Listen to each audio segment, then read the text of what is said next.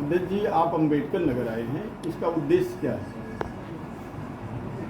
अब इस पार्टी के नए जिलाध्यक्ष भाई अफसर सिद्दीकी के नियुक्ति के लिए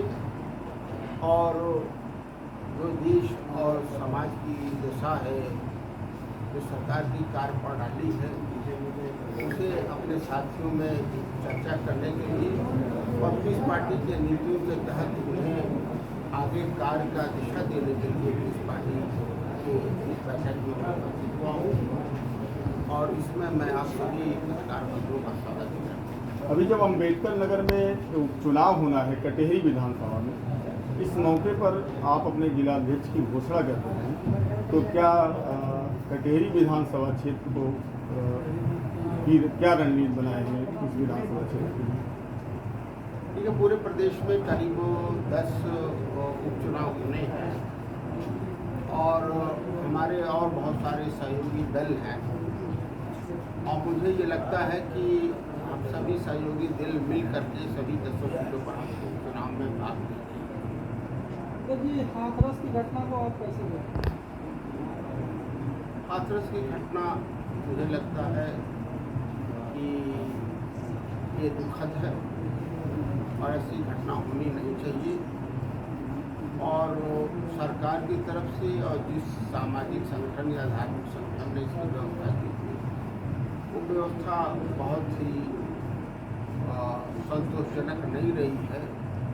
और इसी की वजह से ये दुर्घटना हुई है और हम उसकी दुर्घटना से अभी अक्सर एक चीज़ ये बताइए कि जो इस समय सदन में चर्चा चल रही है राहुल गांधी और उसके बाद मोदी का जो बयान आया है, उस पर आपका क्या कहना है? इसको आप किस तरीके से देख रहे हैं? देखिए, मैं ये समझता हूँ कि जो बयान चल रहा है, जो द्वंद्व की तरीके से चल रहा है, वो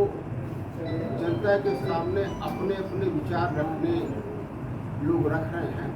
मुझे लगता है कि दोनों लोगों को और सहनशील होना चाहिए। अच्छा डॉक्टर साहब, एक सबसे बड़ा सवाल ये कि आप अपने आप को कहाँ कमजोर पा रहे हैं राजनीति में? किस जगह आपको दिक्कत हो रही है कि आप लोग चुनाव में टिकट देने के बाद जो है सीटें उतनी नहीं निकाल पा रहे हैं या फिर सरकार बनाने में आप लोगों की भूमिका नहीं हो पा रही? क्या दिक्कतें आप लोगों को फील्ड पर आ रही है? क्या ऐसी समस्या आ रही है कि जहाँ आप लोग नाकामयाब हो रहे हैं? देखिए, आज जो माहौल सांप्रदायिकता का फैल हुआ है, आज जो माहौल जातीयता का जो घर फैल गया है, मैं समझता हूँ उसमें जो समाज और देश के लिए काम करना चाहता है, उनके लिए सीधे रास्ते पर चलना चाहता है, मैं समझता हूँ कि समझने में जनता सक्षम नहीं हो पा रही है और या हम उसे समझा नहीं पा रहे हैं। मुझे लगता है इस तरह से हमें जनता का पूरी तरह से सहयोग नहीं मिल पा रहा है। अच्छा, एक अक्सर सवाल आखिरी ये है कि जो अभी चुनाव हुए हालिया और जो परिणाम आए, उसको आप किस नज़रिए से देख रहे हैं? क्या इसका आगे चल करके लाभ मिलेगा 2027 में अन्य पार्टियों को, क्षेत्रीय दलों को, या फिर से जो है बीजेपी उभर करके आएगी 27 में भी? देखिए, कोई भी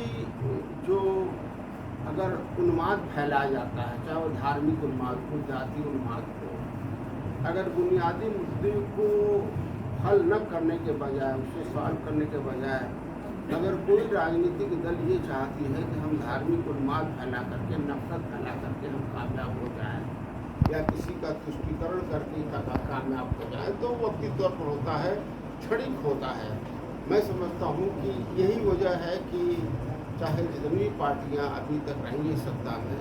अगर वो सत्ता से बाहर गई हैं, तो मैं समझता हूँ कि भाजपा का भी वक्त आ गया सत्ता से बाहर जाने का। जनता अब दूसरे को मौका दे